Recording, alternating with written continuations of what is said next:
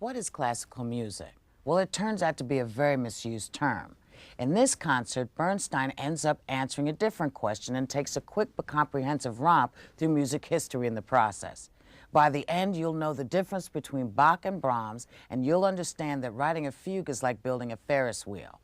That's a typical kind of Bernstein connection, and it makes perfect sense.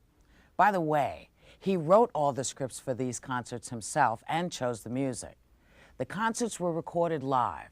On Saturday mornings, Bernstein would have a rehearsal with the orchestra at 8 a.m., a dress rehearsal at 10 a.m., and the concert was at noon.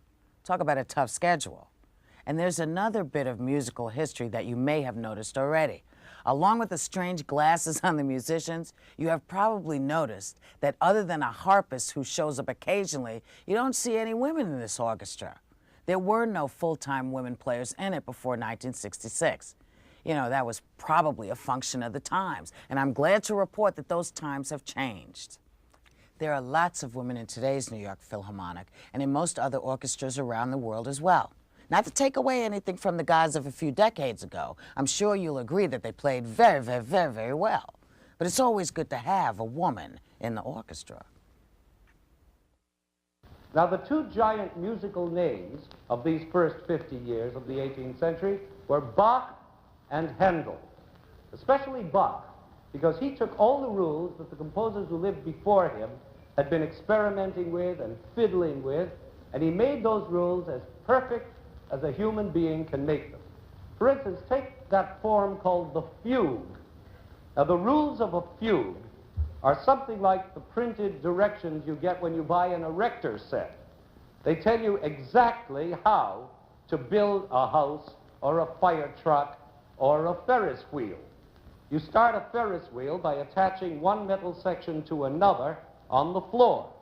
Then you add one exactly 4 notches higher, and then another 5 notches higher than that, and so on. Then you make the wheel that goes around the whole construction.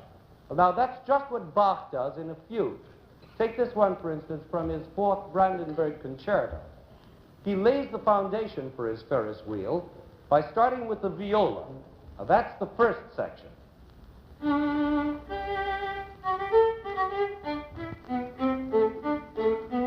Then he adds the second section by a violin, exactly 4 notches higher, which means, in musical terms, 4 notes higher and 4 bars later.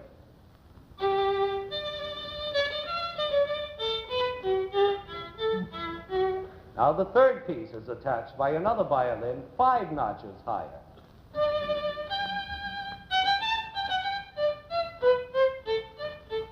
And the fourth piece by the cello and the bass way down underneath.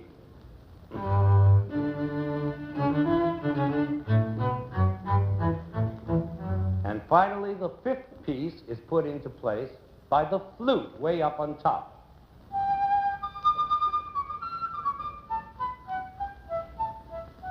Now the foundation is built, and Bach can start surrounding it with his wheel. Now, the wonderful thing about that foundation is that it's not just 5 separate bits, one at a time. They're all joined together, which means that whenever a new instrument is added, the others still go on playing something else. So that by the time the 5th piece is attached, by the flute, you have 5 different parts all going at once, just as the 5 different pieces of the erector set are all joined together at once. Now listen to it all together.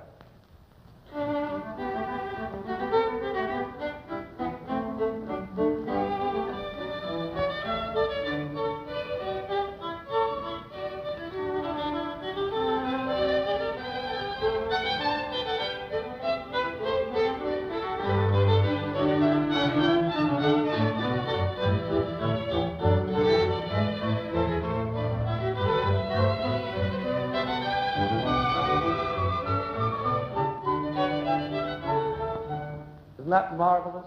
You see, that's classical perfection.